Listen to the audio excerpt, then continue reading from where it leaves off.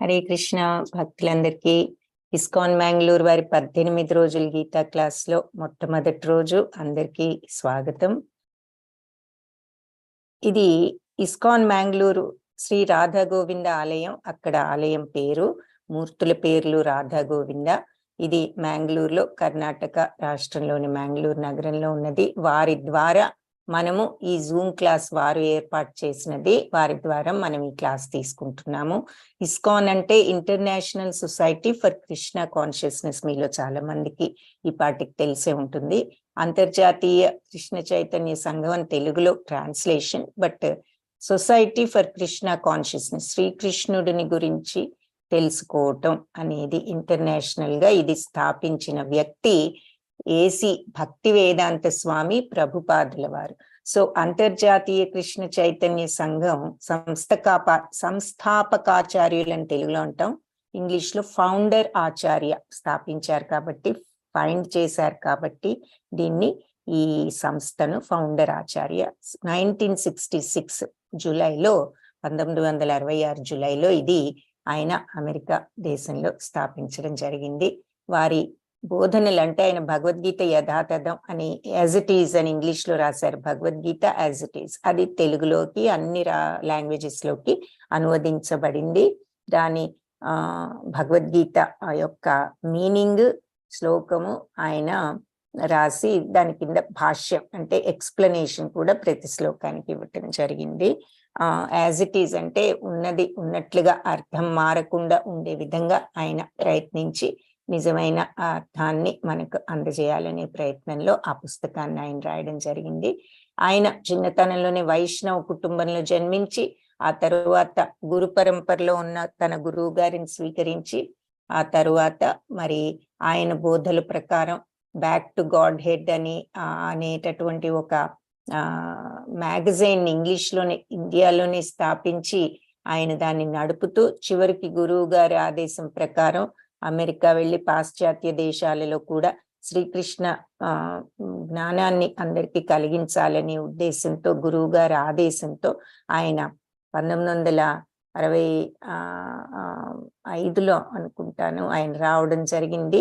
So వచ్చి ఆ తర్వాత ఆయన 66లో ఈ సంస్థను స్థాపించటం జరిగింది. ఆయన అనేక పుస్తకాలు, అంటే పుస్తకాలంటే మరి భగవద్గీత, భాగవతం, తరువాత చైతన్య చరితామృతం, భక్తి రసామృతం, ఈశోపనిషత్తు, ఉపదేశామృతం, ఇంగ్లీష్ లో nectar of devotion, nectar of instruction, Bhagavad Gita, Bhagavatam, ఇవన్నీ సాంస్క్రిట్ నుంచి తెలుగు ఇంగ్లీష్ లోకి అనువదించడం చేశారు. ఎందుకంటే అందరికీ అర్థమయ్యే భాష, ఎస్పెషలీ పాశ్చాత్య నగరాల్లోని. ఆ తర్వాత అవన్నీ కూడా మన అన్ని లాంగ్వేజెస్ లోకి అనువదించబడ్డాయి ఇంగ్లీష్ నుండి. సో చాలా చాలా పుస్తకాలు, ఆయన లైఫ్ అంతా ఎన్నో పుస్తకాలు రాయడంలో ఆయన ఎన్నో, ఇది సంస్థాపించటం ఎంతో చేస్తూ ఈ రాత్రిపూట ఈ పుస్తకాలన్నీ కూడా రాస్తూ ఆయన ఈ పుస్తకాలన్నిటినీ విడుదల చేయటం జరిగింది. సో ఈ అంతర్జాతీయ ఇస్కాన్ సంస్థ స్థాపకులు ప్రభుపాదులైతే, ఇప్పుడు ప్రస్తుతం జయపతాక స్వామి అని ఆయన ఈ నిర్వాహకులుగా ఉంటున్నారు ఈ సంస్థకు. ఆయన కలకత్తా నగరంలోని మాయాపూర్ లో ఇస్కాన్ హెడ్ క్వార్టర్స్ లో అక్కడ ఉన్నారు. తర్వాత మరి మన కర్ణాటక రాష్ట్రంలో మనకి ఇప్పుడు ఈ క్లాస్ అందజేసినటువంటి ఈ రాధా గోవింద ఆలయం ప్రెసిడెంట్ అయిన నామనిష్ఠ దాస్ ప్రభుజీ, వీరి ద్వారానే ఈ జూమ్ క్లాసులన్నీ వీరే ఏర్పాటు చేయడం, అందరికీ కూడా ఉచితంగా అందించే అవకాశాన్ని ఈ నామనిష్ఠ దాస్ ప్రభుజీ గారు ఏర్పాటు చేశారు. ఆయన ఇస్కాన్ మ్యాంగ్లూర్ దేవాలయానికి ప్రెసిడెంట్. ఆ తర్వాత ఇక్కడ వాసంగన్ దాస్ ప్రభుజీ, ఈయన ఇస్కాన్ మ్యాంగ్లూర్ దేవాలయానికి వైస్ ప్రెసిడెంట్, మన తెలుగు విభాగానికి అధిపతి, మనకు ఎప్పుడు తలలో నాలుగులాగా సలహాలు ఇచ్చే ప్రభుజీ. క్లాస్ కూడా తీసుకుంటారు ప్రభుజీ తెలుగులో కూడా. సో ఇది మన యొక్క ఇస్కాన్ గురు పరంపర. ఇకపోతే ఇప్పుడు మనం భగవద్గీత క్లాసెస్ తీసుకోబోతున్నాము. ఇక్కడ కొద్దిగా ఎక్కడ చెప్పబడింది అనే ఇంట్రడక్షన్ చెప్తాము.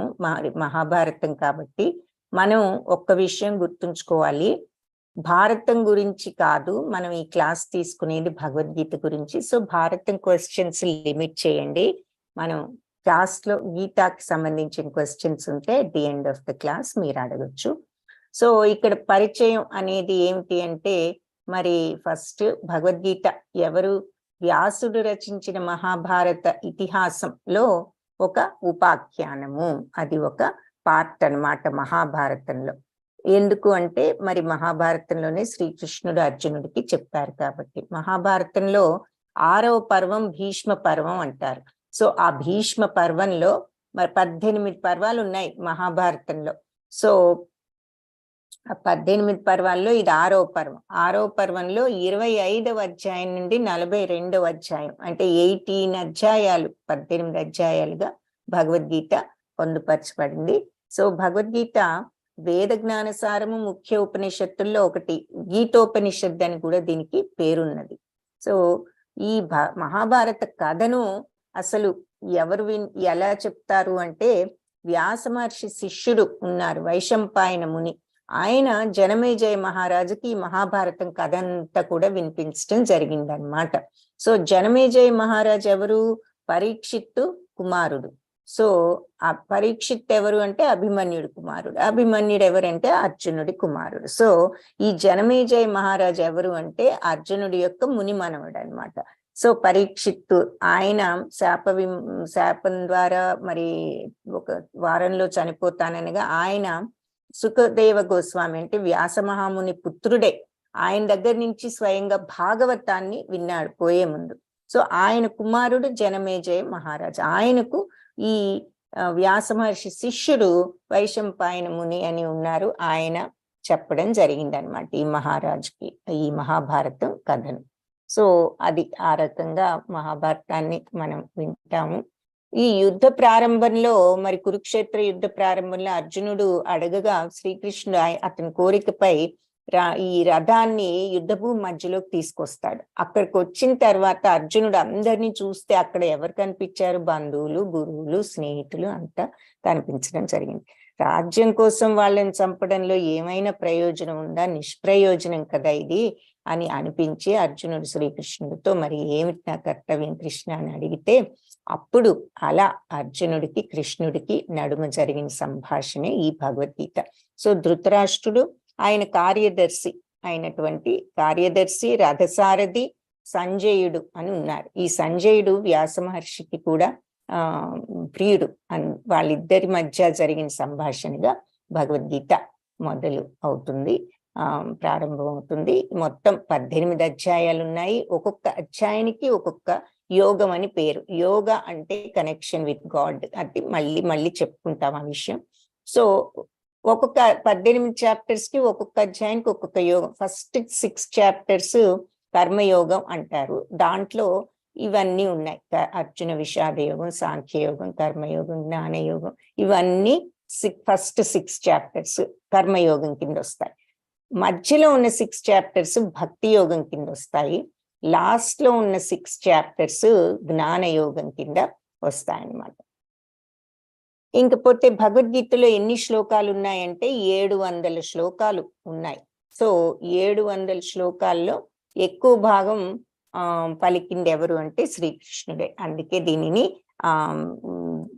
భగవద్గీత అని చెప్పి, అంటే భగవంతుడి నోటి నుండి వెలువడినటువంటి గీత అనేది మనం వింటాం అంట.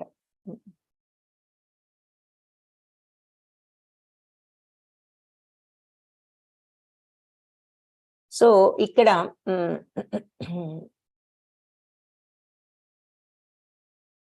గీతా మహత్యం అంటే ఏమిటి అన్నది మనకి శంకరాచార్యుల వారు కూడా గీతా మహత్యం అని ఒకటి రాయడం జరిగింది.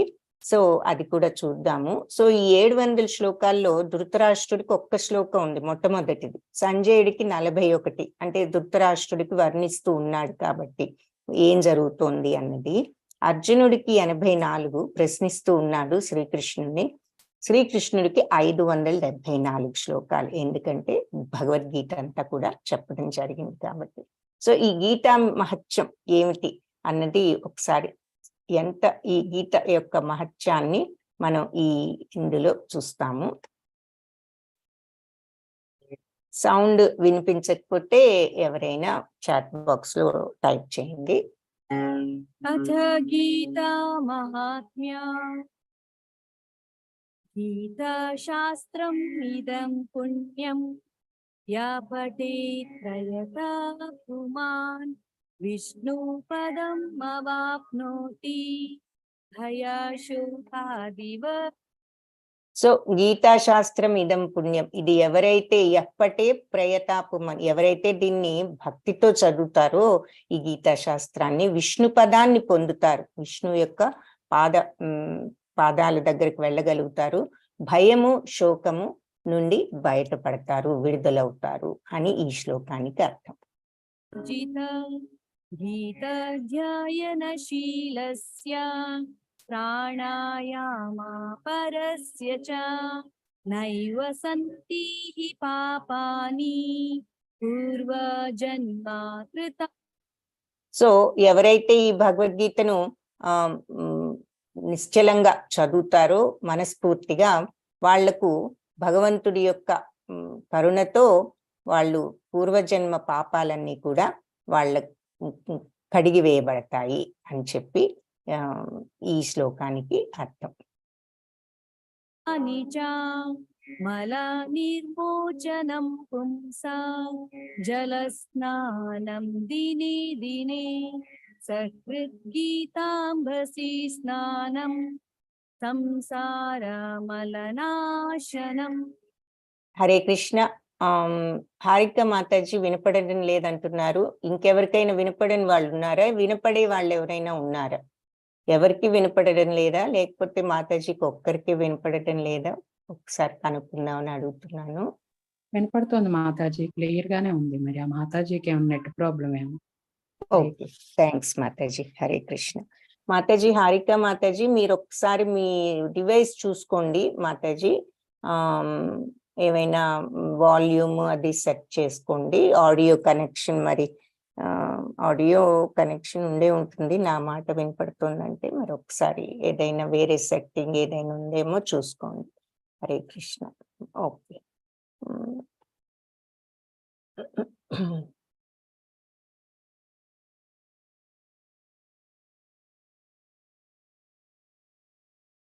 హరే కృష్ణ. కళ్యాణి మాతాజీ మీరు కో-హోస్ట్. ఓకే. సో మోచనం పుంసం అంటే మనం మన యొక్క శరీరం మీద ఉన్నటువంటి మురికిని ఏ రకంగా అయితే స్నానం చేసి మనం వదిలించుకుంటామో, ఆ రకంగా మనం ఈ భౌతిక ప్రపంచపు యొక్క కల్మషాన్ని ఈ భగవద్గీత పారాయణతో మనం వదిలించుకోవచ్చు అని చెప్పి వదిలిస్తుంది. స్నానం ఎలా అయితే శరీరం మీద మలినాన్ని వదిలిస్తుందో, ఈ మనలో ఉన్న కల్మషం అనే మలినాన్ని ఈ గీతా పారాయణ వదిలిస్తుంది. గీత సుగీత కర్తవ్యం కిమ్మన్యే శాస్త్రవిస్తరే యా స్వయం పద్మనాభస్య ముఖ పద్మాదిని. సో ఈ భగవద్గీత మరి స్వయంగా ఆ పద్మనాభుడు అంటే విష్ణువు అయిన శ్రీకృష్ణుడి నోటి నుండే వెలువడినటువంటి కావ్యం ఇది, వెలువడినటువంటి గ్రంథం. కాబట్టి ఎవరైతే దీనిని శ్రద్ధగా వింటారో చదువుతారో, మరి ఈ రోజుల్లో చదివితే చాలు అంటున్నారు. ఇది శ్రద్ధగా వినడం కానీ చదవడం కానీ చేస్తే చాలు, స్వయంగా ఆ భగవంతుడి నోటి నుంచి వెలువడినటువంటి గ్రంథం కాబట్టి, గీత కాబట్టి, ఆ భగవంతుడి నోటి నుండి వెలువడిన పాట భగవద్గీత కాబట్టి ఇది చదివితే చాలు. మరి ఈ రోజుల్లో అందరూ చాలా బిజీగా ఉంటున్నారు. ఎన్ని వేదాలు, శాస్త్రాలు, ఉపనిషత్తులు ఇవన్నీ మన వల్ల అవుతాయా? మరి అన్నీ చదవాలంటే ఈ గీత ఒక్కటి చదివితే చాలు. ఆ పద్మనాభుడి యొక్క ముఖ పద్మం నుంచి వెలువడినటువంటి భగవద్గీత చదివితే శాస్త్రాలన్నీ చదివినటువంటి ఫలితం వస్తుంది అని చెప్పి చెప్తున్నారనమాట. సో ఈ వేద శాస్త్రాలన్నీ చదివితే ఎంత మనకు తెలుస్తుందో, ఈ భగవద్గీత చదివితే చాలు అని చెప్తున్నారు. భారతామృత సర్వస్వం विष्णोर्वक्त्रद्विनिसृतं गीता गंगोदकं पीत्वा पुनर्जन्म. సో ఈ గీత అనేది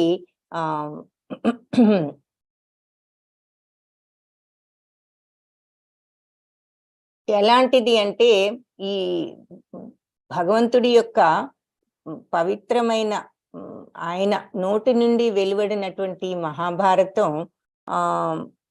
ఇక ఎవరైతే వింటారో దానిని మళ్ళీ ఎవరు కూడా ఇక ఈ భౌతిక ప్రపంచంలో జన్మించిన అవసరం లేదు.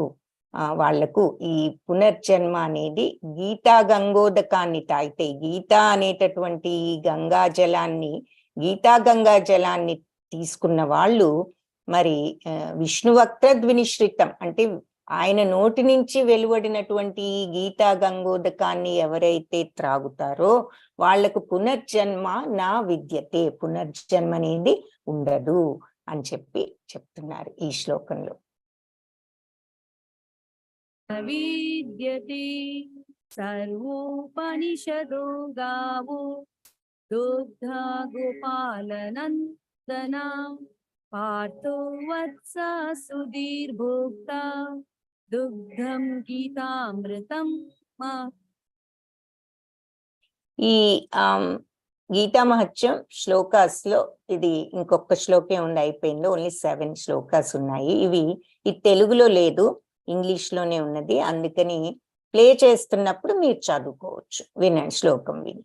సో ఈ సర్వోపనిషత్తులు కూడా గోవులైనట్లయితే దోగ్ధ గోపాలనందన, ఆ పాలు తీసేది గోపాలనందనుడు. ఈ ఉపనిషత్తులు అనేటటువంటి గోవుల నుంచి పాలు తీసేదేమో శ్రీకృష్ణుడైతే పార్థోవత్స సుధీర్ భోక్త, పార్థుడు గోపాలనందనుడేమో ఆ సారాన్ని తీస్తున్నాడు, పాలు అనే సారాన్ని. ఈ పార్థుడు ఈ పాలను తీసుకుంటున్నాడు అంటే అర్జునుడు. పార్థుడు అంటే పృథక్ కుమారుడు, కుంతీదేవి పుత్రుడు అర్జున అని అర్థం. ఆయనేమో పాలు త్రాగేవాడు, ఈ శ్రీకృష్ణుడు పాలు తీసేవాడు. ఎక్కడి నుంచి? ఉపనిషత్తులు, సర్వోపనిషత్తులు అనేటటువంటి గోవు నుండి. దుగ్ధం గీతామృతం మహత్. సో ఆ పార్థుడు తర్వాత ఈ భక్తులందరూ కూడా, అదృష్టవంతులైన ఈ భక్తులందరూ కూడా ఈ సర్వోపనిషత్తు గావో అంతా ఉపనిషత్తులన్నీ చదివిన సారం ఉన్న ఈ గీతామృతం వినేటటువంటి అదృష్టవంతులైన భక్తులు, ఈ అర్జునుడు, వీళ్ళంతా ఇది వింటున్నారు అని చెప్పి ఈ శ్లోకానికి అర్థం. అంటే సర్వ ఉపనిషత్తుల సారం అని చెప్తున్నారు. ఈ సారాన్ని తీసి భగవద్గీతగా ఆయన అందిస్తున్నారు. పాలు గనక గోవు నుంచి తీసి అందించినట్లుగా అది తాగే వాళ్ళు ఈ ఉపనిషత్ సారాలను, సర్వోపనిషత్ సారాన్ని గ్రహించేది ఎవరంటే అర్జునుడు, ఇది మిగిలిన భక్తులు, చదివే భక్తులు అని ఈ శ్లోకానికి. ఏకం శాస్త్రం దేవకీ పుత్ర గీతం ఏకో దేవో దేవకీ పుత్ర ఏవా ఏకో మంత్రస్తస్య నామాని యాని కర్మాప్యేకం తస్య.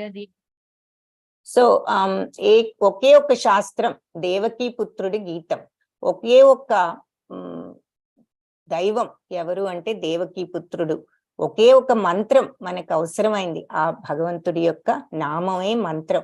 కర్మాపి ఏకం, ఒకే ఒక పని మనం చేయవలసింది ఏమిటి అంటే ఆ భగవంతుడి సేవ. తస్య దేవస్య సేవ అని ఈ శ్లోకానికి అర్థం. సో ఇది హరే కృష్ణ. కళ్యాణి మాతాజీ హరే కృష్ణ. ఇది మాతాజీ చెప్పండి. హరే కృష్ణ మాతాజీ. గీతా మహత్యం నార్మల్ గా మనం పోస్ట్ చేస్తూ ఉంటాము. అడుగుతున్నారు స్క్రీన్ షాట్స్ తీసుకుంటాం చూపించమని. ఐ థింక్ మనం పోస్ట్ చేయొచ్చు ఈ గీతా మహత్యాన్ని అనుకుంటున్నాను. అది ఓకే మాతాజీ, నేను శ్రీదేవి మాతాజీకి చెప్తాను. ఓకే, తెలుగులో ఉంది మాతాజీ నా దగ్గర, అది నేను మాతాజీకి పంపిస్తాను. ఓకే మాతాజీ, మాతాజీ గ్రూప్ లో పెడతారు. మాతాజీ గ్రూప్ లో పెడతారు. మీరు మీ దగ్గర ఆడియో ఉందా? మన జస్ట్ పాటలు ఉంటే చాలు మనకి. ఆడియో లేదు మాతాజీ, ఇలా తెలుగులో ఉంది, ఇంగ్లీష్ కాకుండా. ఇదే. ఓ వెరీ గుడ్ మాతాజీ. అయితే అది పంపించండి. అయితే పంపిస్తే ఓకే అది మాతాజీ. పోస్ట్ చేస్తే సరిపోతుంది. Thanks okay Mataji. Hare Krishna. So Mataji post చేయిస్తారు, మీరు అది చూసుకోవచ్చు. ప్రభుజీ అడుగుతున్నారు, శ్రీధర్ ప్రభుజీ. ఓకే. సో ఇది గీతా మహత్యం గురించి శంకరాచార్యులు వారు రాసినటువంటి ఇది.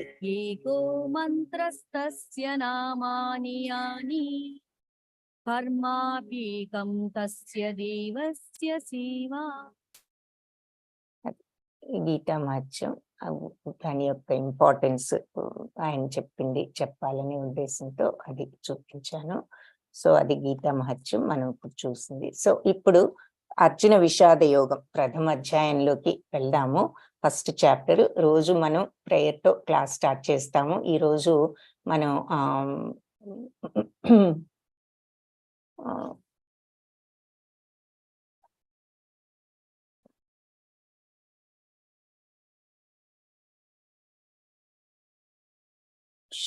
ఓం అజ్ఞానతిమిరాంధస్య జ్ఞానాంజనశలాకయా చక్షురున్మిలితం యేన తస్మై శ్రీ గురవే నమః.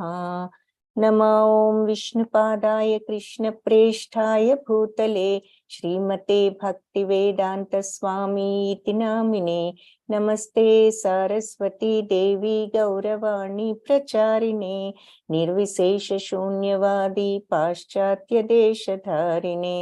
हे कृष्णा करुणा सिंधो दीनबंधो जगत्पते गोपेश गोपिका कांता राधा कांता नमोस्तुते. तप्त कांचन गौरांगी राधे वृंदावनेश्वरी वृषभानुसुते देवी प्रणमामि हरिप्रिये. जय श्री कृष्ण चैतन्य प्रभु नित्यानंद श्री अद्वैत गदाधरा श्रीवासादि गौर भक्त वृंद. हरे कृष्णा कृष्णा कृष्ण हरे हरे, हरे राम राम राम हरे हरे. హరే కృష్ణ. భక్తులందరికీ ఇది పంచతత్వ మంత్రం. ఇది ముందు చెప్పి హరే కృష్ణ మంత్రం చెప్తాం. ఈ హరే కృష్ణ మంత్రం ఇక్కడ చూసేది చైతన్య మహాప్రభు. ఆయన 15వ శతాబ్దంలో శ్రీకృష్ణుడి అవతారమైనని చెప్తారు. ఆయన ఇచ్చినటువంటి మంత్రం ఇది. ముందుగా పంచతత్వ అంటే ఇక్కడ ఉన్న 5గురిని మనం స్తుతించి, ఏదైనా ఈ మంత్రంలో మనం తప్పులు చదివినా సరిగ్గా చదవకపోయినా ముందుగా వారిని స్తుతించి ఆ తర్వాత మంత్రాన్ని చెప్పడం జరుగుతుంది. సో మరి చైతన్య మహాప్రభు, నిత్యానంద ప్రభు ఆయనకు సోదరుడు వంటి వారు, బలరామ అవతారం అని అంటారు. రాధాదేవి, ఆ తర్వాత అది గదాధర పండితుడు, ఆయన పేరు రాధాదేవి అవతారం అని అంటారు. తర్వాత అద్వైతాచార్యులు, మరి శ్రీవాసాది అంటే ఒకరు శివ విష్ణువులు కలిపి అని, ఇంకొకరేమో నారద మహాముని అని. సో వీళ్ళ 5గురు అన్నమాట. సో చైతన్య మహాప్రభు, నిత్యానంద ప్రభు, గదాధార పండితుడు, అద్వైత ఆచార్యులు, శ్రీవాసాది పండితులు, వీళ్ళ 5గురు పంచతత్వ మంత్రము అని. అందుకని ఇది ఈ మంత్రానికి పేరు. వీళ్ళ 5గురు పేర్లు చెప్తాం. శ్రీవాస ఆది గౌర భక్త బృంద అని చెప్తున్నారు. తర్వాత హరే కృష్ణ మంత్రం చెప్తాం.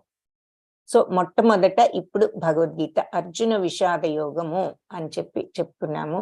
సో ధృతరాష్ట్ర ఉవాచతో ప్రారంభం. ధర్మక్షేత్రే కురుక్షేత్రే సమవేతాయుయుత్సవః మామకా పాండవాశ్చైవ ఇమ కుర్వత సంజయ.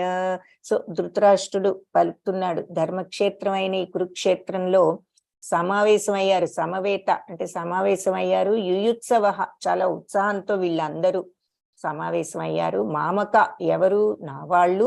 పాండవాలు పాండవాశ్చైవ మరియు పాండవులు.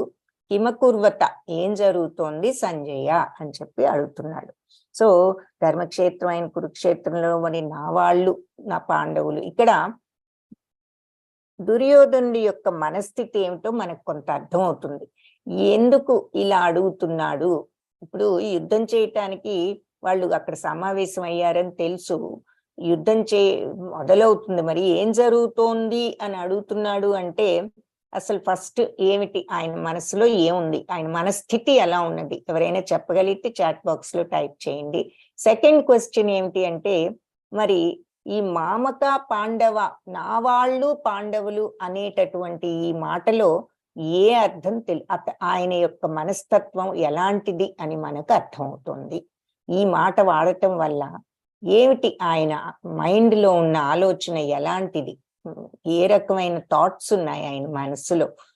నా వాళ్ళు పాండవులు అనే మాట వాడారు కాబట్టి అది కూడా ఎవరైనా చెప్పగలిగితే ఆన్సర్స్ చాట్ బాక్స్ లో టైప్ చేయండి. ఆయన యొక్క మనస్థితి ఏమిటి, ఎందుకు ఈ మాట వాడాడు అనేది ఎవరైనా ఈ రెండిట్లో దేనికి ఆన్సర్ తెలిసినా చాట్ లో టైప్ చేయొచ్చు. సరే, అడిగాడు సంజయుడు, ఇప్పుడు సమాధానం చెప్తున్నాడు. సంజయ ఉవాచ దృష్ట్వా తు పాండవానీకం వ్యూఢం దుర్యోధనస్తదా ఆచార్యం ఉపసంగమ్య రాజా వచనమబ్రవీత్. సో వ్యూహాత్మకంగా, వ్యూఢం పాండవానీకం, వ్యూహాత్మకంగా అంటే చాలా ప్లాన్డ్ గా వ్యూహాలని ఇదివరకు పన్నేవారు. మరి యుద్ధాల్లో పద్మవ్యూహం పేరు మీరందరూ వినే ఉంటారు. అభిమన్యుడు పద్మవ్యూహంలోకి వెళ్ళడం, తిరిగి రావటం, చేత కాకపోవటం, మరి అర్జునుడు తన ఆవిడ సుభద్రాదేవి పొట్టలో ఉండగానే అర్జునుడు ఆవిడికి చెప్తుంటే అభిమన్యుడు విన్నాడని మనం భారతంలో వింటాం. సో అలా ఎంటర్ అవటం తెలుస్తుంది, కానీ మరి బయటికి వచ్చే సమయానికి ఆయన వెళ్ళిపోవడం జరుగుతుంది, చెప్పలేదు, అతనికి తెలియలేదు. అభిమన్యుడి యుద్ధంలో ఎంటర్ అయ్యి మరి వీరుడుగా, వీరోచితంగా చివరకు ఆ పద్మవ్యూహంలో మరణించడం చూసాం. అంటే ఏ రకంగా ఆ సైన్యాన్ని అరేంజ్ చేస్తే శత్రువు కష్టం అవుతుంది, లోపలికి రావడమే కష్టం, బయటికి వెళ్ళడం ఇంకా కష్టం, అంత ఇదిగా వాళ్ళు ఆ వ్యూహాన్ని పన్నుతూ ఉంటారు. ఇలాంటి వ్యూహాలు ఎన్నో ఉంటాయి. ఈ పద్మ వ్యూహం చాలా వాటిల్లో గొప్ప వ్యూహాల్లో ఒకటని చెప్తారు. సో ఈ ప్లాన్ చేసి పెట్టే వాళ్ళు అంత బాగా ఇదివరకు రోజుల్లో ప్లాన్ చేసేవారు అనమాట ఆ వ్యూహాలను. సో అలా అన్ని గ్రూప్స్ గల వ్యూహాలుగా ఉన్నాయి. వ్యూహాత్మకంగా ఉన్న ఈ పాండవ సైన్యాల్లో పాండవ సైన్యాన్ని చూసి ఆ దుర్యోధనుడు ఆచార్యం ఉపసంగమ్య, గురువుగారి దగ్గరికి వెళ్ళాడు. ఎవరు వాళ్ళు గురువుగారు? ద్రోణాచార్యుడి దగ్గరికి వెళ్ళి, రాజా దుర్యోధనుడు అనమాట, రాజా ఈ రకంగా పలుకుతున్నాడు, వచనం అబ్రవీత్ అని చెప్పి సంజయుడు ఈ రాజా అంటూ ధృతరాష్ట్రుని సంబోధిస్తూ వ్యూహాత్మకంగా ఉన్న పాండవ సైన్యాన్ని చూసి దుర్యోధనుడు తన గురువు అయిన ద్రోణాచార్యుడి దగ్గరికి వెళ్ళి ఈ రకంగా మాట్లాడడం ప్రారంభించాడట. ఓకే, ఆన్సర్స్ వచ్చాయి. శివలీల మాతాజీ ఒక్కరే చెప్పారు, very good. He separated his brothers and he wants his son's victory only. Very good, Mataji. Hare Krishna, Sivalila Mataji. So, ఆయన యొక్క నా వాళ్ళు పాండవులు అన్న మాట వాడటంతో ఆ వేరు స్వభావం అనేది తెలుస్తుంది. మరి సొంత తమ్ముడి పిల్లలు అసలు యుద్ధమే జరగకూడదు, ఆపవలసింది లేకపోగా కొడుకుల యొక్క స్వార్థాన్ని తెలిసినా కూడా ఆపలేకపోయారు. ఈ మోహంతో దాంతో ఇప్పుడు నా వాళ్ళు పాండవులు అనే స్థితికి కూడా వచ్చాడు. ఇంకా ఆయన మనస్థితి ఏం జరుగుతోంది, మరి యుద్ధ భూమిలోకి వచ్చిన వాళ్ళు యుద్ధం చేయక, అక్కడ క్రీడారంగం కాదు కాదు, యుద్ధరంగం, ఆటలాడుకోరు, యుద్ధమే చేస్తారు అక్కడికి వచ్చిన వాళ్ళు. మరి అది తెలిసి కూడా అడిగారు అంటే దాని ఉద్దేశం ఏమిటి అంటే మరి ఆయన ఆందోళన అనమాట. ఏమవుతుందో, మన వాళ్ళు అసలే కురుక్షేత్రం ధర్మక్షేత్రం, దానికి ధర్మం గెలుస్తుంది అనేటటువంటి క్షేత్రం ఆ కురుక్షేత్రం, ధర్మమే జయించే ప్లేస్. ఇక్కడ నా వాళ్ళల్లో ధర్మం లేదన్నది ఆయనకు మనసులో తెలుసు, అందుకే ఆందోళనతో ఉన్నాడు ఏం జరుగుతోంది అని అడగటానికి కారణం. సో తర్వాత మరి హిమబిందు మాతాజీ, Dhritarashtra don't consider Pandava as their own as well as ahankar. Very good, అది కరెక్ట్. సో ఇవన్నీ కరెక్ట్. పుత్ర వ్యామోహం వల్ల కుతూహలంతో ధృతరాష్ట్రుడు అది మన ఏమవుతున్నారు నా పిల్లలు, ఏం జరుగుతోంది అనేది, నా పుత్రులనే దర్పంతో ఉన్న వాళ్ళు కూడా తన పుత్రులు ఎదుటి వాళ్ళు కూడా తన పుత్రులను తెలుసు కూడా అధర్మం చేత అలా మాట్లాడుతున్నారు. అవును, కరెక్ట్. సో తమ్ముడు పిల్లలు, మరి తన తమ్ముడు వల్లే అసలు ఈ రాజ్యం అంతా కూడా పెంచింది, తన వల్లే ఏది జరగలేదు, అయినా కూడా తన పుత్రులే రాజులుగా ఉంటూ వీళ్ళకు ఒక్క ఊరు కూడా ఇవ్వనని, కనీసం వాళ్ళు చివరికి ఏమడుగుతారు, 5గురికి 5 ఊళ్ళు ఇవ్వండి చాలు, ఇంకా మాకేం అక్కర్లేదు, అర్ధరాజ్యం వద్దు, పావు రాజ్యం వద్దు, ఏ రాజ్యం వద్దు, మాకు ఒక్కొక్కరికి ఒక్కొక్క ఊరు ఇస్తే చాలు అంటారు. మరి మేము కూడా ఏదో క్షత్రియులు ఉన్నాము, ఏదో చూసుకుంటాం, ఒక ఊరు ఇస్తే చాలంటే అది కూడా ఇవ్వనన్నాక తప్పనిసరి యుద్ధానికి దిగవలసి వస్తుంది. సో అప్పుడు కూడా ధృతరాష్ట్రుడు కొడుకుల్ని ఒప్పించలేని బలహీనుడు అనమాట. సో ఈ ధర్మక్షేత్రమైన కురుక్షేత్రంలో మరి అన్యాయంతో ఉన్న నా పుత్రులు ఏమవుతారు అనేటటువంటి ఆందోళనలో ఉన్నాడు. వెరీ గుడ్, పార్టిసిపెంట్స్ అందరూ చక్కగా చెప్పారు. హరే కృష్ణ, ధన్యవాదాలు. పశ్యైతాం పాండుపుత్రాణం. అయితే దుర్యోధనుడు వచ్చి గురువుగారి దగ్గర ఈ వీళ్ళ పాండవ సైన్యాన్ని చూసి దగ్గరకు వచ్చాడు కదా, ఏమంటున్నాడో చూద్దాం. దుర్యోధనుడు పశ్యైతాం పాండుపుత్రాణం ఆచార్య మహతీం చమూం వ్యూఢాం ద్రుపదపుత్రేణ తవ శిష్యేణ ధీమత. సో గురువర్య, మీ ప్రియ శిష్యుడైన ద్రుపద పుత్రుడిచే మరి చూడండి, చూసారా, మీ ప్రియ శిష్యుడు అయిన ద్రుపద పుత్రుడు ఎవరు, దృష్టద్యుమ్నుడు. ఈ ద్రుపదుడు అంటే ద్రౌపదీదేవి తండ్రి. సో దృష్టద్యుమ్నుడు అంటే ద్రౌపది సోదరుడు. సో ఆయన కూడా ద్రోణాచార్యుడు శిష్యుడే. సో ఈ ద్రోణాచార్యుడు చూసారా, మీరు నేర్పించిన మీ ద్రుపద పుత్రుడు ఎంత మీరు నేర్పించిన విద్యతో ఎంత నేర్పరితనంగా ఈ వ్యూహాలు పన్నాడో చూడండి అంటున్నాడు. అంటే అక్కడ ఒక రకమైన అక్కసు కనిపిస్తోందనమాట దుర్యోధనుడి కంఠంలో. తర్వాత ఈ పాండవుల ఇంకేమంటున్నాడు, 4 to 6 శ్లోకాస్లో ఈ పాండవ సైన్యంలో ధైర్య సాహసవంతులు, అస్త్ర విద్యా నిపుణులు, శౌర్యంలో భీమార్జున సమానులు అందరూ ఉన్నారు.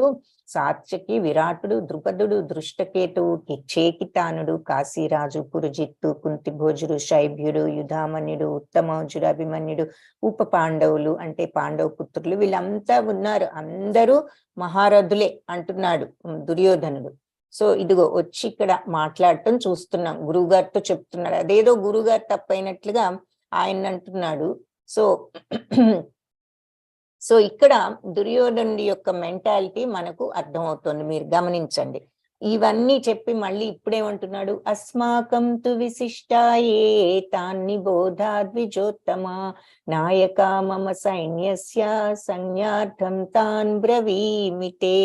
బ్రాహ్మణోత్తమ అంటూ గురువుగారిని సంబోధిస్తూ, ఇక మన సైన్యంలో ఉన్న నాయకుల్ని, సుప్రసిద్ధుల్ని మీకు చెప్తాను. గురువు గారికి ఇవన్నీ తెలియక, ఆయనే పెద్ద వీరుడు, ఆయనే నేర్పించింది, ఆయనకి ఎవరు వీరులో ఎవరు కాదో, ఎవరి పక్షాన ఎవరున్నారో ఆయనకు తెలియదా? అన్నీ తెలుసు.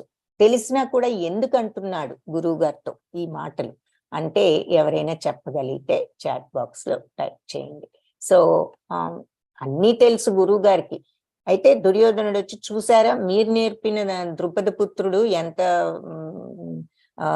ప్లాన్డ్ గా వ్యూహాత్మకంగా పెట్టాడో సైన్యాన్ని అని కొంచెం హేళనగా అనడం, వాళ్ళల్లో ఈ నాయకులందరూ పెద్ద పెద్ద వాళ్ళు వీరులు ఉన్నారని వాళ్ళందరి పేర్లు చెప్పడం.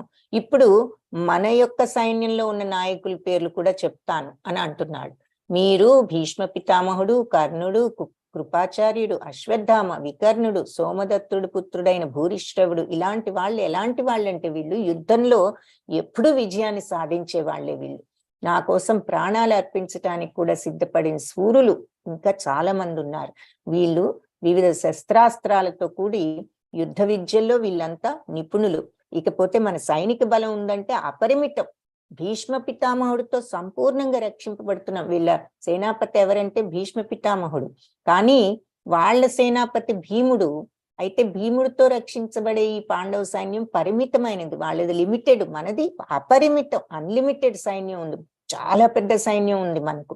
మీరందరూ సైన్యం యొక్క సేనా వ్యూహంలో వ్యూహాత్మక స్థానాల వద్దకు వెళ్ళి భీష్మ పితామహుడికి పూర్తి రక్షణ ఇవ్వండి అని చెప్పాడు. సో ఇక్కడ ఏమర్థం అవుతోంది, దుర్యోధను ఇప్పుడు ఇందాక ధృతరాష్ట్రుడి మనస్థితి చూసాం, ఇప్పుడు దుర్యోధనుడి మనస్థితి ఏమిటో చెప్తున్నారు. ఏమర్థం అవుతుంది, పాండవుల సైన్యం చూడండి, మీరు నేర్పించిన మీ శిష్యుడే వాళ్ళ ఎంత బాగా పెట్టాడో, వాళ్ళ సైన్యాన్ని వ్యూహాత్మకంగా, వాళ్ళల్లో ఈ వీరులంతా ఉన్నారు అని చెప్పి, సో మన వైపు కూడా ఉన్నారు పెద్ద పెద్ద వీరులు, మీరంతా ఉన్నారు అంటూ మన వాళ్ళ పేర్లు ఇవన్నీ చెప్తున్నాడు.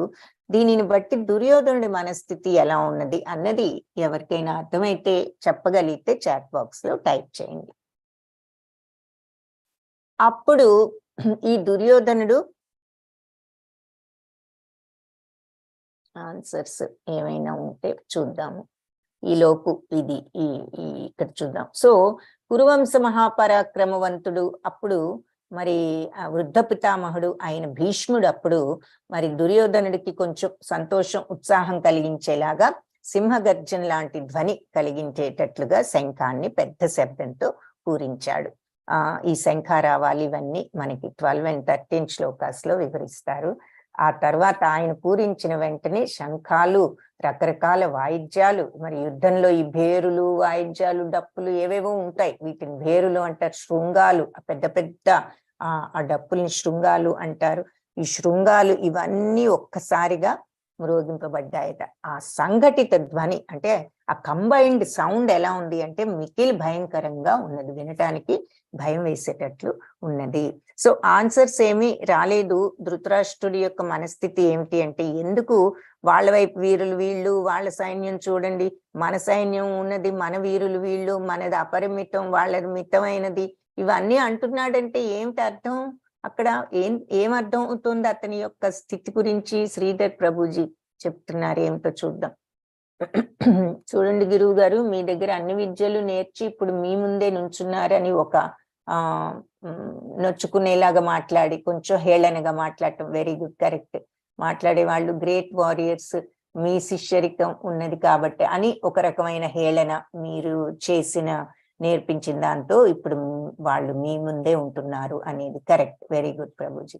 ఆ తర్వాత కానీ మన సైడ్ మాత్రం అంతకు మించి మీరు భీష్ములు లాంటి వాళ్ళు చాలా మంది ఉన్నారు, మన సైన్యం అపరిమితం అని ఒక అహంకారంతో దుర్యోధనుడు గురువుగారి దగ్గర మాట్లాడాడు. Very good. At the same time ఇంకొకటి కూడా చూస్తున్నాం, వాళ్ళ వైపు వీరుల్ని ఇవన్నీ చెప్పి కానీ వాళ్ళది అపరిమితం, మితమైనది, మనది అపరిమిత సైన్యం, మన వైపు మీరు భీష్మ పితామహుడు ఇంకా పెద్ద పెద్ద వాళ్ళు వీళ్ళందరూ ఉన్నారు అనుకోవడంలో ఏమిటి, ఎక్కడో ఆందోళన భయం ఉందన్నమాట. సో సర్ది చెప్పుకుంటున్నాడు, వాళ్ళు వీళ్ళంతా ఉన్నారు కానీ మన వైపు ఇంకా ఎక్కువ మంది ఉన్నారు, ఇంకా పెద్ద వీరులు ఉన్నారు అని తనకు తనే తన భయానికి ఆన్సర్ చెప్పుకుంటున్నాడు.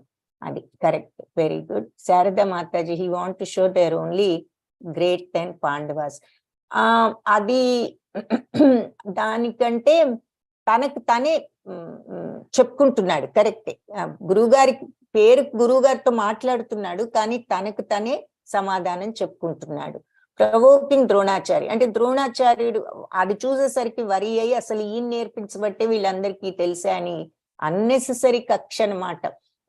అది ఆ రకంగా ఆయన మీద ఆయనతో అన్నాడు, భయంతో మాట్లాడుతున్నాడు. వెరీ గుడ్ శాంతి శ్రీ మాతాజీ. లోపల ఆ భయం ఉన్నది, ఆందోళన ఉన్నది దుర్యోధనుడికి కూడా, ఏం జరుగుతుంది, వీళ్ళంతా పెద్ద వీరులు అని చెప్పేసి ఫీలింగ్ లో ఫ్రమ్ ఇన్సైడ్. సత్యప్రియ గణేష్ గారు చెప్తున్నారు, కరెక్ట్.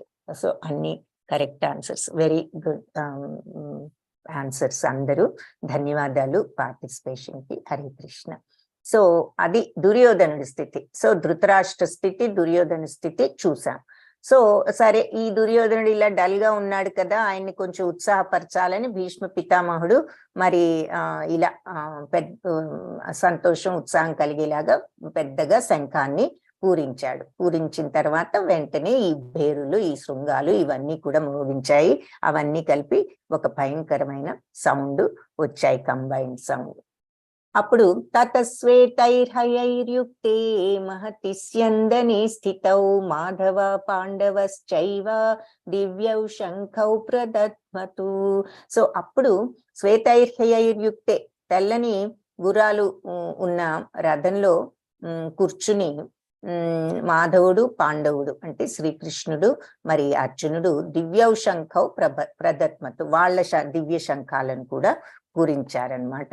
సో శ్రీకృష్ణుడు పాంచజన్యాన్ని, అర్జునుడు దేవదత్తాన్ని, భీముడు పౌండ్రకం ఊదారు, ధర్మరాజేమో అనంత విజయం, నకుల సహదేవులు సుఘోషమణి పుష్పకాలు పూరించారు. ఇకపోతే కాశీరాజు, శిఖండి, దృష్టద్యుమ్నుడు, విరాటుడు, సాత్యకి, ద్రుపదుడు, ఉప పాండవులు, అభిమన్యుడు వీళ్ళంతా కూడా వాళ్ళ శంఖాలను పూరించారు అని చెప్తున్నారు. సఘోషోధార్తరాష్ట్రాణం హృదయాని వ్యదారయత్ నభశ్చ పృథివీం చైవ తుములోభ్యనునాదయన్. ఆ శంఖధ్వనులన్నీ ఎలా ఉన్నాయంటే భూమి ఆకాశాలను దద్దరిల్ల చేస్తూ కౌరవ వీరుల అంటే ధృతరాష్ట్ర కుమారుల హృదయాలను బద్దలు చేశాయి అని చెప్తున్నారు. సో ఆ శంఖధ్వనులు భూమి ఆకాశాలు దద్దరిల్లిపోయేటట్లు ఉన్నాయంట. ఉండి ఈ ధృతరాష్ట్ర కుమారుల హృదయాలు, కౌరవ వీరుల హృదయాలు ధృతరాష్ట్ర కుమారుల హృదయాలు బద్దలు చేశాయి. అధవ్యవస్థితాన్ దృష్ట్వా ధార్తరాష్ట్రాన్ కపిధ్వజః ప్రవృత్తే శస్త్ర సంపాతే ధనుర్యుద్యమ్య పాండవః ఋషికేశం తదా వాక్యం ఇదమాహ మహీపతే. సో రాజా, అప్పుడు పాండుసుతుడైన అర్జునుడు మరి కపిధ్వజ అంటే జెండాపై కపిరాజు అంటే హనుమంతుడున్న జెండా ఉన్నదన్నమాట ఆ రథం మీద, వాళ్ళ రథం. ఆ రథం ఎవరిచ్చారు అంటే అగ్నిదేవుడు అర్జునుడికి ఇచ్చినటువంటి రథం, అది స్పెషల్ రథం. దాని మీద జెండా మీద హనుమంతుడు ఉన్నటువంటి ఆ రథంలో కూర్చుని ఈ అర్జునుడు గాంధీవాన్ని ఎత్తిపెట్టాడు. గాంధీవం అంటే అర్జునుడి యొక్క విల్లు. దాన్ని ఎత్తి యుద్ధ సన్నాహులై ఉన్న దుర్యోధనుని వాళ్ళందరినీ చూసి శ్రీకృష్ణుడితో ఇలా అన్నాడు. ఏమని? అర్జున ఉవాచ సేనయోరుభయోర్మధ్యే రథం స్థాపయ మే అచ్యుత యావదేతాన్ నిరీక్షేహం యోద్ధుకామానవస్థితాన్ కైర్మయా సహ యోద్ధవ్యం అస్మిన్ రణ సముద్యమే. సో సేనయోర్ ఉభయోర్ మధ్య, రెండు సైన్యాలు ఉభయ సైన్యాల మధ్యలో రథం స్థాపించు అచ్యుత. అచ్యుత అంటే చ్యుతుడు కానివాడు, అంటే నాశనం లేనివాడు, శ్రీకృష్ణ భగవంతుడా అని అర్థం. మరి ఉభయ సైన్యాల మధ్య రథాన్ని తీసుకెళ్లి స్థాపించు అంటే అక్కడ పెట్టు. ఇక్కడ మనకి రెండు వైపులా సైన్యాలు కనిపిస్తున్నాయి. సో అడుగుతున్నాడు. సో అర్జునుడు అడిగాడు, రెండు సైన్యాల మధ్యలో తీసుకువెళ్ళి పెట్టు అని.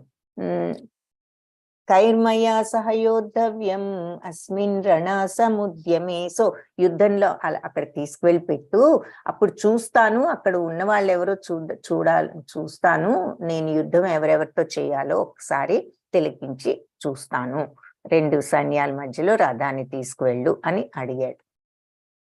సంజయ ఉవాచ ఏవముక్తో హృషికేశో గుడాకేశేన భారత సేనయోర్ ఉభయోర్ మధ్యే స్థాపయిత్వా రథోత్తమం భీష్మద్రోణ ప్రముఖతః సర్వేషాం చ మహీక్షితాం ఉవాచ పార్థ పశ్యైతాన్ సమవేతాన్ కురునితి. సో ఈ రకంగా పలికిన తర్వాత అర్జునుడి మాటలు విని ఋషికేశుడు అంటే ఇంద్రియాలను కంట్రోల్ చేయగలిగిన వాడు అని అర్థం. భగవంతుడే ఇంద్రియాలను కంట్రోల్ చేయగలిగిన వాడు కాబట్టి హృషికేశ అనే పేరు వచ్చింది. ఇంద్రియాలంటే సెన్సెస్, అంటే కళ్ళు, ముక్కు, చెవి, నోరు, చర్మం మనకి ఏమిస్తాయి? ఈ ఊరికి ఆర్గన్స్ కాదు, అవి మనకి ఇచ్చేటటువంటి ప్రసాదించే శక్తులు ఏమిటి? చూపు, మరి శబ్ద రూప స్పర్శ రసగంధాలు అంటారు. అంటే వినికిడి, మరి రూపము, స్పర్శ జ్ఞానము, నోటి రుచి, నోరేమో రుచి తెలియజేసేటట్లు చేస్తుంది, ఇవన్నీ ముఖ్యము వాసనలు తెలియజేస్తుంది. వీటి వల్లే మనకు ఇవి చాలా క్లియర్ గా మనం డీటెయిల్డ్ గా నెక్స్ట్ చాప్టర్స్ లో డిస్కస్ చేస్తాం. బ్రీఫ్ గా చెప్తున్నాను. ఋషికేశ అన్నదానికి వీటన్నిటిని కంట్రోల్ చేసుకోగలిగిన వాడే మరి భగవంతుణ్ణి, ఆత్మని అర్థం చేసుకోగలుగుతాడు. భగవంతుడి యొక్క తత్వం అది. కాబట్టి ఏమిటంటే ఆయన ఈ సెన్సెస్ కి లోబడి ఉండని వాడు, ఈ ఇంద్రియాలకు అతీతుడు, ఇంద్రియాలనే కంట్రోల్ చేయగలిగిన వాడు. మనము ఇంద్రియాల ద్వారా కంట్రోల్ చేయబడుతున్నాం. సో హృషికేశ అన్న మాటకు అర్థం ఇంద్రియాలను నియంత్రించగలిగేవాడు. ఆ రకంగా భగవంతుడిని సంబోధిస్తున్నాడు సంజయుడు ఇక్కడ. ఈ అర్జునుడి మాటలు విన్న ఈ హృషికేశుడైన కృష్ణుడు గుడాకేశేన అంటే గుడాకేశుడు అంటేనేమో అర్జునుడు, అర్జునుడు గుడాకేశుడు అంటే ఏమిటంటే చీకటిని జయించిన వాడు. ఇక్కడ చీకటి అంటే ఏమిటంటే అజ్ఞానాన్ని జయించిన వాడు. అజ్ఞానం అంటే ఏమిటి అంటే తమో గుణాన్ని జయించిన వాడు అని అర్థం.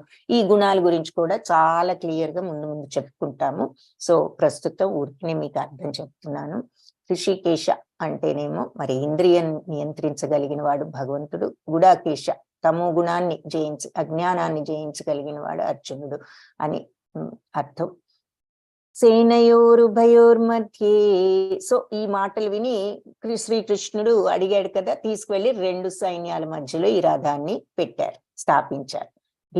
ఎక్కడ భీష్మ ద్రోణాదులు ఎదురుగుండా సర్వేషాంచ మహీక్షిత, వీళ్ళందరి ముందు భీష్మ ద్రోణ వాళ్ళ ముందు తీసుకువెళ్ళి పెట్టి ఇక్కడ ఉవాచ పార్థ పశ్యైతాన్, సో అన్నారట, తీసుకువెళ్ళి అక్కడ పెట్టి పార్థ చూడు సమవేతాన్ కురునిధి, ఇక్కడ సమావేశమైన కురువంశలందరినీ కూడా చూడు అని. సో ధృతరాష్ట్ర అసంజయుడు చెప్తున్నాడు, అర్జునుడి మాటలు విన్న శ్రీకృష్ణుడు 2 సేనల మధ్య భీష్మ ద్రోణాదులకు ఎదురుగుండా రథాన్ని ఆపి పార్థ ఇక్కడ చేరిన కౌరవ వంశీలందరినీ చూడు అని చెప్పారు. తాన్ సమీక్ష స కౌంతేయ సర్వాన్ బంధూనవస్థితాన్ కృపయా పరయా విష్టో విషీదన్నిదమబ్రవీత్. సో అక్కడ పెట్టిన తర్వాత అర్జునుడు పరిశీలించాడు, సమీక్షించాడు. కౌంతేయుడు అంటే కుంతిపుత్రుడు ఎవరిని సమీక్షించాడు, ఎవరిని చూశాడు? సర్వాన్ బంధూన్ అవస్థితాన్, అక్కడ ఉన్న బంధువులందరినీ చూశాడు. కృపయా పరయా విష్టో, రెడ్లో ఉన్న అక్షరాలు గుర్తుంచుకోండి, ఇక్కడి నుంచి అర్జునుడి కారణాలు మొదలవుతాయి అన్నమాట. ఏమిటి అతన్ని కదిలించి వేసిన విషయాలు, యుద్ధం చేయలేని స్థితి ఎందుకు వచ్చింది అన్నది. కృప ఫస్ట్, దయ, పరయావిష్టు దయతో నిండిపోయి విషీదన్నిదం అబ్రవి, దుఃఖంతో ఇలా మాట్లాడడం ప్రారంభించాడు. కుంతిపుత్రుడైన అర్జునుడు అక్కడున్న తన స్నేహితులు బంధువులను చూసి కరుణతో మునిగిపోయి కృపయ ఇలా మాట్లాడడం ప్రారంభించాడట. ఏమంటున్నాడో చూద్దాం. అర్జునుల్లో దయాభావం ఈ 3 శ్లోకాస్లో చెప్తారు. యుద్ధాసక్తుల ఎదురుగుండా ఉన్న ఆ బంధువులను చూడగానే నా అవయవాలు తడబడుతున్నాయి, నోరు ఎండిపోతోంది, శరీరం గగుర్పాటు చెందుతోంది, గాంధీవమేమో చేతిలో నుంచి జారిపోతుంది, నా దేహం మండిపోతుంది, ఇక నాకు నిలబడ్డానికి కూడా శక్తి లేదు, నా మనస్సు తల్లడిల్లిపోతుంది అని అర్జునుడు వెంటనే ఆ గాంధీవాన్ని చేతిలో నుంచి కూడా జారిపోయింది అనమాట చెప్తున్నాడు. అక్కడ ఉన్న వాళ్ళందరినీ చూసేసరికి అర్జునుడి స్థితి, అవయవాలు కంపించడం, నోరు ఎండిపోవటం, దేహం అంతా కూడా కంపించడం, మరి చేతిలో గాంధీవం జారిపోవడం, ఇవన్నీ మనసు ఇలా తల్లడిల్లిపోతోంది అన్నది ఇక్కడ మళ్ళీ మనకు చూపిస్తున్నారు. సో ఇక్కడ అని వెంటనే కృప, దయతో ఫస్ట్ రీజన్. నెక్స్ట్ ది ఇక్కడ గ్రీన్ లో ఉంది, సుఖానిచ, నాచ అంటే ఏం చెప్తున్నాడో చూద్దాం. నచ శ్రేయోను పశ్యామి, రాజ్య సుఖాలు అనమాట. హత్వా స్వజనమాహవే నకాంక్షే విజయం కృష్ణ నచ రాజ్యం సుఖానిచ. నచ శ్రేయోను పశ్యామి, అసలు ఏం శ్రేయస్సు వస్తుందో నాకేం కనపడటం లేదు. ఏది? హత్వా స్వజనం ఆహవే, స్వజనాన్ని హత్వం చేసిన తర్వాత, చంపేసిన తర్వాత వచ్చే శ్రేయస్సు ఏమిటో నేను చూడలేకపోతున్నాను, నాకు అర్థం కావడం లేదు. నా వాళ్ళని చంపిన తర్వాత వచ్చే శ్రేయస్సు ఏమిటో. నా కాంక్షే విజయం కృష్ణ, నాకు అసలు విజయం మీద కోరిక కాంక్షే లేదు కృష్ణ. నచ రాజ్యం, నాకు రాజ్యం మీద కూడా కోరిక లేదు. సుఖానిచ, ఆ సుఖాల మీద కూడా కోరిక లేదు. ఈ యుద్ధంలో నా వారిని చంపడం ద్వారా ఏ విధంగా నాకు శ్రేయస్సు కలుగుతుందో నాకు అర్థం కావడం లేదు. కాబట్టి నాకు ఈ విజయం వద్దు, ఈ రాజ్యం వద్దు, దానివల్ల వచ్చే ఈ సుఖాలు కూడా నాకు వద్దు అని సెకండ్ రీజన్, రాజ్య సుఖాలు వద్దు అన్నది చెప్తున్నా. నెక్స్ట్ పాపభీతి అంటున్నాడు అనమాట. పాపమేవాశ్రయేదస్మాన్ హత్వైతాన్ ఆతతాయినః తస్మాన్నార్హ వయం హంతుం ధార్తరాష్ట్రాన్ స్వబాంధవాన్ స్వజనం హి కథం హత్వా సుఖినస్యామ మాధవ. మాధవ అంటూ భగవంతుణ్ణి సంబోధిస్తూ, పాపమే కదా మనం వచ్చేది, హత్వైతాన్ ఆతతాయిన, నా వాళ్లను ఇటువంటి దుర్మార్గులను చంపితే వచ్చేది, వీళ్ళు దుర్మార్గులు, ఇప్పుడు కౌరవులు తప్పే చెయ్యొచ్చు, అయినా సరే వాళ్ళని చంపితే మనకు వచ్చేది పాపమే కదా. మరి ఈ ధృతరాష్ట్రపుత్రులు నా బంధువులు చంపటం మాకు తగదు. స్వజనాన్ని హత్వం చేసిన తర్వాత ఇంకా కలిగే సుఖం ఏముంటుంది? సుఖినశ్యామ మాధవ, ఇంకా సుఖంగా మేము ఎలా ఉండగలం మాధవ అని అడుగుతున్నాడు. ఇలాంటి దుర్మార్గులను దుర్మార్గులైనా సరే చంపిన తర్వాత మాకు పాపమే వస్తుంది కాబట్టి ధృతరాష్ట్ర పుత్రుల్ని మరి ఈ బంధువులందరినీ చంపడం కరెక్ట్ కాదు. మాకు ఈ సంబంధికులందరినీ చంపడం వల్ల ఏం లాభం వస్తుంది మాధవ? మేము ఎలా సుఖంగా ఉండగలము అని ఇక్కడ పాపమే కదా అని 3వ రీజన్ చెప్పాడు. సో రాజకాంక్ష, ఇంకా అపాప భీతి అన్నమాట. రాజకాంక్ష పరులైన కౌరవులు వంశనాశం, మిత్రద్రోహం ఇవన్నీ వాళ్ళు గ్రహించలేకపోతున్నారు వాళ్ళకి, ఎందుకంటే వాళ్ళ కళ్ళు మూసుకుపోయినాయి ఈ రాజకాంక్షతో. కానీ వంశక్షయ, ఇలా వంశాలే నాశనం అయిపోయే యుద్ధం వల్ల మనకు ఆ దోషం ఏమిటో తెలిసిన మనం కూడా ఆ పాపం నుంచి ఎందుకు తప్పుకోకూడదు జనార్దన అంటూ భగవంతుని సంబోధిస్తూ అడుగుతున్నారు. వాళ్ళు ఏదో రాజకాంక్షతో కళ్ళు మూసుకుపోయి ఉన్నారు, మనమైనా ఊరుకోవచ్చు కదా, ఆ పాపం నుంచి ఎందుకు తప్పుకోకూడదు అంటూ లాస్ట్ లో ఈ రీజన్ చెప్పాడు. వంశనాశనం జరుగుతుంది, కులక్షయే ప్రణశ్యంతి అంటే కుటుంబ సాంప్రదాయాలన్నీ పోతాయి అని అర్జునుడు ఆవేదన. కులక్షయే ప్రణశ్యంతి కులధర్మ సనాతనా ధర్మే నష్టే కులం కృత్స్నం అధర్మోభిభవ అచ్యుత. సో కులక్షయ జరుగుతుంది, మరి కుల ధర్మాలన్నీ కూడా, సనాతన కుల ధర్మాలన్నీ కూడా నశించిపోతాయి, ధర్మం నశించిపోతుంది, కులం అంతా కూడా అధర్మం అలుముకుంటుంది, అచ్యుత అధర్మం పెరిగిపోతుంది. మరి పెద్దవాళ్ళు లేనప్పుడు ఆ పిల్లలకు ఇది మంచి ఇది చెడు అనే గైడెన్స్ కూడా ఉండదు. మరి భార్యలు కూడా, భర్తలు లేకపోతే వాళ్ళు కూడా కుటుంబాన్ని సరి అయిన మార్గంలో నడిపే శక్తి ఉండకపోవచ్చు. సో ఇవన్నీ కూడా జరుగుతాయి ఇక్కడ. మరి భర్తలున్నారు, తండ్రులున్నారు, మరి పుత్రులున్నారు, సోదరులున్నారు, వాళ్ళ యొక్క కుటుంబాలను వాళ్ళు చూసుకోవాల్సిన బాధ్యతలు ఉన్న వాళ్ళు ఉన్నారు. కాబట్టి వాళ్ళందరినీ చంపితే వచ్చేది అధర్మమే కదా. ఇక్కడ ఈ రోజుల్లో మా సిచ్యువేషన్ కి తగ్గట్టుగా మనకి ఎగ్జాంపుల్ చూపిస్తున్నారు. మరి పెద్దవాళ్ళు సరి అయినటువంటి మార్గాలు నేర్పించకపోతే ఏ రకంగా ఇలా తప్పు మార్గాల్లోకి వెళ్ళి ప్రవర్తిస్తారు అన్నది మనకు అర్థం అవటానికి ఈ రకమైన ఈజీ ఎగ్జాంపుల్ చూపిస్తున్నారు. సో ఈ రకంగా వంశాలన్నీ కూడా నాశనమే, అధర్మం ప్రబలిపోతుంది, ధర్మం నశించిపోతుంది అని చెప్తున్నాడు. సో ఇది 4th రీజన్, కులక్షయ జరుగుతుంది. సో ఎన్ని రీజన్స్? ఇప్పటికి 4 రీజన్స్ చెప్పాడనమాట. సో ఇది లాస్ట్ ది అనిశ్చయ స్థితి అన్నమాట. దీని గురించి ఇంకా వివరంగా 2nd చాప్టర్ లో చూస్తాం. యది మామ ప్రతీకారం అశస్త్రం శస్త్రపాణయః ధార్తరాష్ట్రారణి హన్యూస్తన్మే క్షేమతరం భవేత్. సో నిరాయుధుడును ప్రతీకారం చేయని వాడిని కాబట్టి నేను ఇక ఆయుధాలు పట్టుకుని నేను నా వాళ్ళ మీదకు వెళ్ళలేను, నేను ఆయుధాలు పట్టుకోలేను, నేను నిరాయుధుడినయి నేనేమి ఎవరిని చంపుతానని ప్రతీకారాలు చేయను. అలాంటి నన్ను వాళ్ళు ఆయుధాలతో, ఈ ధృతరాష్ట్ర పుత్రులు నన్ను గనక వధించారనుకోండి, అది నాకు మంచిదే, వధించనివ్వండి, నేను మాత్రం ఆయుధాలు పట్టుకోలేను అని చెప్పి అర్జునుడు చెప్తున్నాడు. సో ఇక్కడ మనం రీజన్స్ ఇంకొకసారి చూసినట్లయితే, ఫస్ట్ కృప, కరుణ, జాలి. నంబర్ 2 నాకు ఈ సుఖాలు అక్కర్లేదు అంటున్నాడు.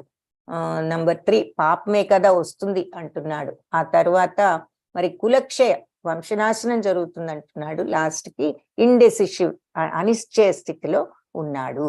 అందుకని ఈ 5 రీజన్స్ తో నేను యుద్ధం చేయలేను అని చెప్తున్నాడు. సో అర్జునుడి అనిశ్చయ స్థితి. అప్పుడు అలా కూర్చున్నాడు కదా, ఇక నేనేమి చేయలేనని ఇలా రథంలో గాంధీవాన్ని వదిలిపెట్టేశాడు.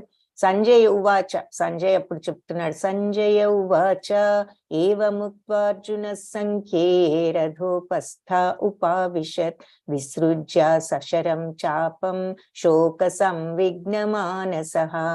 ఏవముక్త్వార్జున, సో ఇలా అర్జునుడు మాట్లాడి రథంలో కూర్చున్నాడట. ఏది ఎలా కూర్చున్నాడు? విసృజ్య సశరం చాపం, వదిలిపెట్టేశాడు. ఏది బాణాలు ధనస్సులు అన్ని వదిలేసి శోక సంవిఘ్న మానస, దుఃఖంతో కూడినటువంటి మనస్సుతో కూర్చున్నాడు. యుద్ధ భూమిలో అర్జునుడు ఇలా మాట్లాడి ధనుర్బాణాలను పక్కన పెట్టి మనస్సు దుఃఖంతో మునిగిపోగా ఇలా రథంలో శోక సంవిఘ్న మానసుడుగా కూర్చున్నాడు అని చెప్తున్నాడు. సో అర్జునుడు యుద్ధం చేయకుండా ఉండటానికి చెప్పిన 5 కారణాలు.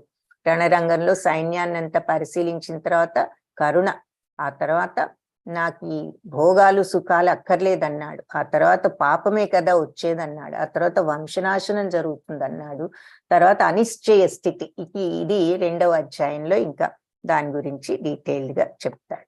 సో ఈ గీతా పాఠంలో మనం నేర్చుకున్నది ఏమిటంటే, మనకి జీవితంలో ఎటువంటి సందేహాలు కలిగినా ప్రామాణికమైన గురువు మరియు భగవద్గీతను ఆశ్రయించాలి అన్నది చూశాను. Very good. సో ఇక్కడ ఆన్సర్ ఇంకొకటి వచ్చింది.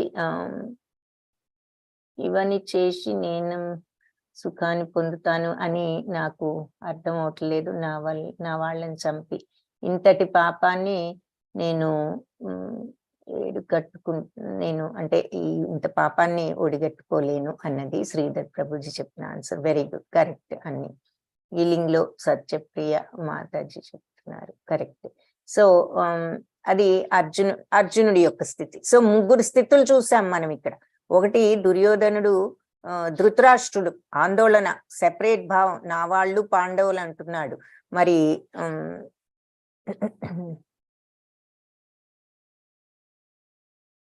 దుర్యోధనుడు యొక్క మనస్థితి అది అలా ఉన్నది. పోతే మరి అంటే ఈ ధర్మక్షేత్రం అయిన కురుక్షేత్రంలో దుర్యోధనుడి మనస్థితి ఎలా ఉందంటే, అంత పాలు అనేది కలిసి ఉంటే ఎలా ఉంటుంది, అది విరిగిపోయినప్పుడు సెపరేషన్ అన్నమాట. ఆయనకేమో ఆ సెపరేషన్ ఆయన మనస్తత్వాన్ని సూచిస్తోంది. అలా సెపరేట్ అయిన తర్వాత ఆ సెపరేషన్ లో మంచి చెడు వేరవుతుంది. ఆ మంచంతా కూడా మరి చివరికి గెలుస్తుంది, ధర్మమే గెలుస్తుంది అన్నదానికి మరి ఆ నీళ్లు పారబోస్తాం మనం, పాలు విరిగిపోతే ఆ మిగిలినటువంటి ఆ మంచి పదార్థంతో మనం స్వీట్స్ చేసుకుంటాం. సో ఒక చిన్న ఎగ్జాంపుల్ చెప్తున్నారు అన్నమాట. ఎప్పుడైనా సెపరేషన్ జరిగినప్పుడు మంచి చెడుకి మధ్య మంచి మనకి గెలుస్తుంది అన్నదానికి ఈ ఎగ్జాంపుల్ ఇక్కడ చూపిస్తున్నారు. సో దుర్యోధనుడి స్థితి ఏమో ఇలా ఆందోళన, భయము, మరి భయపడటం, మరి ధృతరాష్ట్రుడు ఆందోళన పడటం, అర్జునుడేమో అసలు దుఃఖపడటం, నేను అసలు నా వాళ్ళని చంపలేను. వీళ్ళు ఒక రకంగా ఆలోచిస్తుంటే అర్జునుడేమో నేను వీళ్ళందరినీ చంపి నాకు వచ్చే సుఖమే ఉంది, నేనేం చేయాలో నాకు తెలియడం లేదు, నేను మాత్రం పట్టుకోలేను, ఈ బాణాలు వాళ్ళ మీద వేయలేను అంటున్నాడు. సో జీవితంలో మనకి ఎలాంటి సందేహాలు కలిగినా మరి ఇలాంటి సమయాల్లో ఎవరి దగ్గరికి వెళ్తాం? ప్రామాణికమైన గురువు, తర్వాత భగవద్గీత. ఇది చదివామంటే మనకు అన్నిటికీ కూడా ఆన్సర్స్ లభిస్తాయి అని